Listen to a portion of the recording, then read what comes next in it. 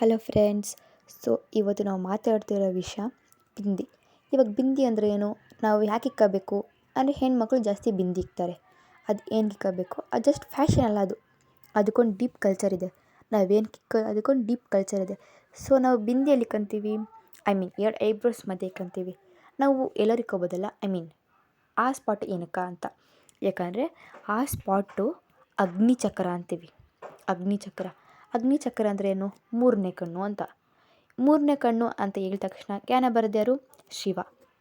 ಇವಾಗ ಶಿವನ ಮೂರನೇ ಕಣ್ಣು ತೆಗೆದ್ರೆ ಕೆಟ್ಟದೆಲ್ಲ ನಾಶ ಆಗುತ್ತೆ ಅಂತ ಹೇಳ್ತಾರೆ, ಮತ್ತು ನಿಜ ತೋರಿಸುತ್ತೆ ಅಂತಾರೆ.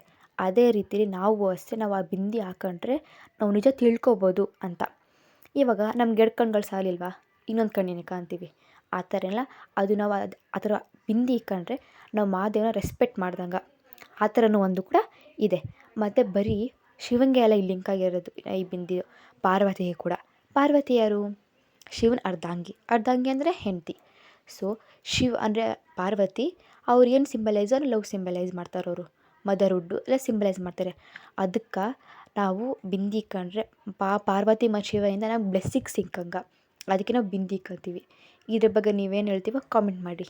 ಹರೇ ಕೃಷ್ಣ.